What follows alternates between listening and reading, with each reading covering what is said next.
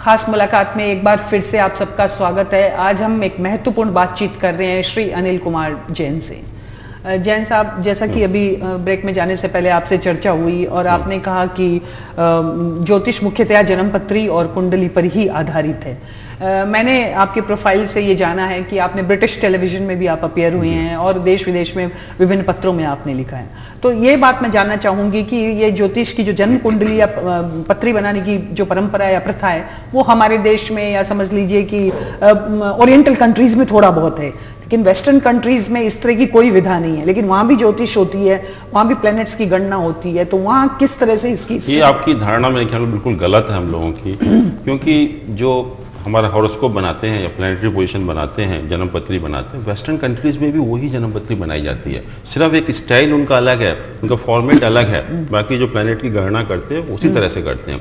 मैं काफ़ी कंट्रीज़ में मैंने भ्रमण किया, यूरोप में भी किया, अमेरिका में भी किया, और आपको ताज्जुब होगा कि इवन यूरोपियन कंट्रीज़ में जितना हम विश्वास करते हैं ज्योतिष के ऊपर वो कहीं ज़्यादा करते हैं। इतना ही नहीं, हम लोग गवर्नमेंट हम लोगों का बड़ा एक अजीब सा एक वातावरण है कि गवर्नमेंट को विश्वास नहीं करना चाहिए, गवर्नमेंट को रिकॉग्नाइज नहीं करना चाहिए। पर आपको पता है कि यूरोपियन कंट्रीज में जो भी मेजर डिसीजन गवर्नमेंट लेती है वो एस्ट्रोलॉजर से कंसल्ट करके लेती है। तो अपनी विभिन्न देशों की यात्रा में आपने विशेष रूप से कौन से कंट्रीज में देखा कि जहां ज्योतिष का प्रभाव जैसे सरकारी नीतियों या इस तरह के? फ्रांस में देखिए, जर्मनी में देखिए, और यहाँ पर इंडिया में भी चलन आया है।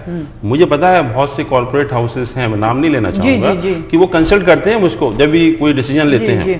तो ऐसा नहीं, और जितने भी पॉलिटिशियंस हों या हाई लेवल के लोग हों, सबके जेब में आपको जन्मपत्री मिलेगी आजकल। और बिना जन्मपत्री दिखाए कोई शादी नहीं होगी, कोई नया काम नहीं होता।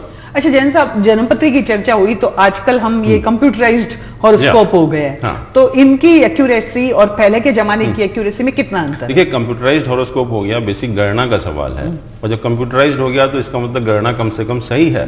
पहले हम लोग मैनुअली करते थे, जैसे मैंने कहा कि मेरी जन्मपत्री थी और जो गणनाएं जो गणनाएं उन्होंने की थी, तो मुझे लगता है कम से कम 1 या 2 महीने का समय लगा होगा उस व्यक्ति को, ज्योतिष को, जो है। पर वो सही थी, वो सही थी।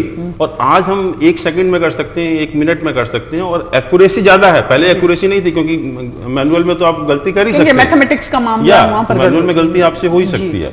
लेकिन वेस्ट में मैंने ये देखा है कि जो ये सन साइंस होते हैं, इन पर काफी महत्व दिया जाता है। जैसे और हमारे यहाँ भी जैसे दैनिक पत्रों में या पत्रिकाओं में राशि पर बेस्ड प्रेडिक्शंस आते हैं, वो कितने सही? देखिए, मैं आपको बताता हूँ कि ज्योतिष में 3 चीजें हैं।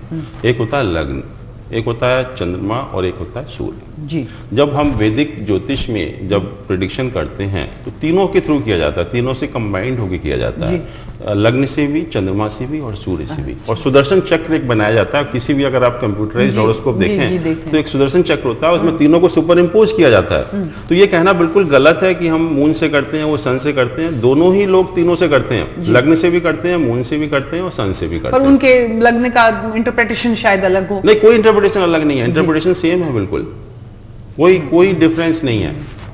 और ये जैसे अभी हमने एक बात कही कि हम लोग ये बहुत सारी इस तरह की चीजें हैं, जैसे आपने बताया कि एक लंबी सी जन्मपत्री है। आजकल एक जिस चीज को मैंने भी देखा है वो है एक भृगु संहिता।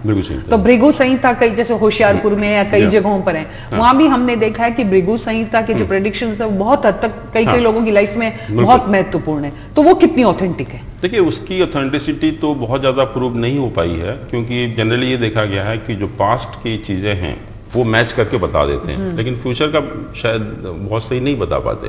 तो उसकी ऑथेंटिसिटी को मेरे ख्याल में बहुत ज्यादा हम उसको बिलीव नहीं कर सकते एक्चुअली। तो आप इसको साइंस की तरह जब स्टडी करते हैं, जैसे अभी आपके जैसे आपने मेडिकल प्रेडिक्शंस बता रहे हैं या मेडिकल एस्ट्रोलॉजी है, ये क्या चीज है? देखिए, मेडिकल एस्ट्रोलॉजी बहुत एडवांस्ड है, और हम जन्म के समय किसी को बता सकते हैं कि किस उम्र में कौन सी बीमारी होगी। कोई मेडिकल साइंस ऐसी नहीं है जो आपको बता दे एडवांस में जी। और जैसे मैंने कहा कि मेरे हॉरोस्कोप में लिखा हुआ है कि इस एज में ये बीमारी होगी, और हुई।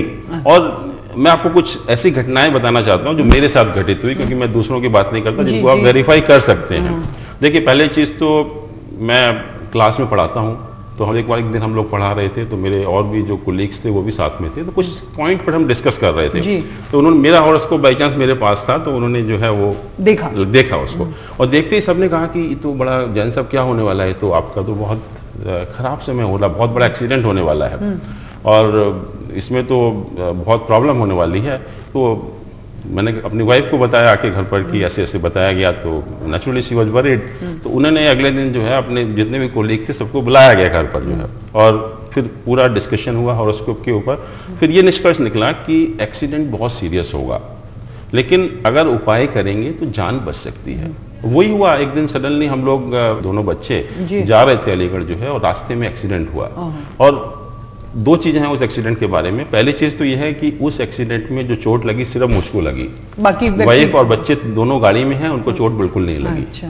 दूसरा ये कि जिस तरह से एक्सीडेंट हुआ, मेरा एक्सीडेंट हुआ, कोई ये नहीं कह सकता था कि ये आदमी जीवित बचेगा। अच्छा।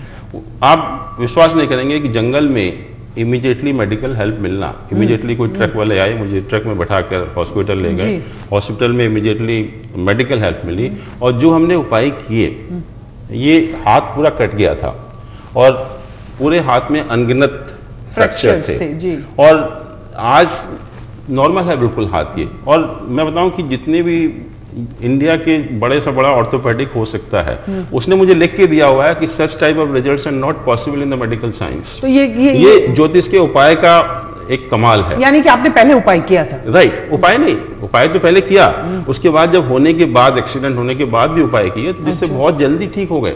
दूसरा एक अभी बहुत रिसेंट उदाहरण है मेरी वाइफ के बारे में, कि वाइफ की दोनों किडनी फेल हो गई थी। तो हम लोग दिल्ली में गंगाराम हॉस्पिटल है, वहाँ पर एडमिट थे। तो डॉक्टर्स ने कह दिया किडनी फेल हो गई है, आप कुछ नहीं कर सकते इसमें जो है, और क्रेटिनिन वगैरह 8, 9, 10 जा रहा था। तो उन्होंने कहा कि कोई उपाय नहीं है। 1.5 महीने रखा हॉस्पिटल में उन्होंने, और कहा कि अब आइए डायलिसिस पर, वीक में 2-3 बार डायलिसिस होगा आपका। तो उस टाइम बहुत हम लोगों ने सोचा, मैंने कोलीग से भी कंसल्ट किया, फिर उपाय निकाले गए उसके। और आपको विश्वास नहीं होगा कि हॉस्पिटल से आने के बाद एक बार भी हम लोगों ने डायलिसिस नहीं कराया। कितने दिन हो गए इस बात को? उसको हो गए आज 5 साल, और नॉर्मल फंक्शन, बिल्कुल नॉर्मल फंक्शनिंग। आप डॉक्टर से पूछिए, डॉक्टर कहते हैं कि हमारा मेडिकल साइंस का कमाल नहीं है। तो जैन साहब आपने पता नहीं एस्ट्रोलॉजी में क्या किया कि जिसकी वजह से ऐसा हो गया। पर जैन साहब, अगर आपने एस्ट्रोलॉजी का सहारा लिया है, तो क्या साथ में आप मेडिकल उपायों को भी नहीं? देखिए, मेडिकल तो वो तो करना ही पड़ेगा आपको। जो प्रॉब्लम है उसको तो आप रेक्टिफाई करना पड़ेगा, क्योंकि वैसे तो एस्ट्रोलॉजी कोई ऐसी चीज नहीं है कि आपने किया और खत्म हो गया। Astrology is to be made as a way of life. इसलिए मैं कहता हूं कि एस्ट्रोलॉजी का सबसे ज्यादा जो इस्तेमाल है, that should be in the self management. आज हम लोग बहुत मैनेजमेंट के कॉलेजेस हैं, अनगिनत कॉलेजेस हैं, हर तरह का मैनेजमेंट पढ़ाया जाता है, लेबर है, फाइनेंस है, मार्केटिंग है, कहीं कोई सेल्फ मैनेजमेंट की बात नहीं करता। और आपको पता होना चाहिए कि हमारा जो सेल्फ है उसका अनलिमिटेड पोटेंशियल होता है, और हम शायद अपनी क्षमता का 10% भी शायद उपयोग नहीं कर पाते अपने पूरे जीवन में। तो इस क्षमता का उपयोग बढ़ाने में ज्योतिष क्या भूमिका अदा कर सकती है? ज्योतिष का है, अगर मुझे पता है कि मेरा समय ठीक चल रहा है, आज मुझे फायदा होने वाला है, आज मैं इन्वेस्टमेंट करूंगा, कोई अपना नया काम शुरू करूंगा, तो मुझे बहुत फायदा होगा। तो मुझे उस टाइम काम करिए और मेहनत करिए उसके लिए। या मुझे पता है कि मेरा समय खराब है, तो मुझे प्रिकॉशन लेनी पड़ेगी, मैं क्यों इन्वेस्टमेंट करूंगा उस टाइम जो है। तो इन सब चीजों को देखकर अपनी लाइफ को प्लान करके, बेसिकली क्या है कि plan for your life. Jain साहब, अभी आपने कहा कि ज्योतिष को एक वे ऑफ लाइफ बनाना होगा। मैं इस वे ऑफ लाइफ के बारे में आपसे और जानकारी चाहूंगी, लेकिन इस छोटे से ब्रेक के बाद आप लोग बने रहिए, देखते रहिए खास मुलाकात।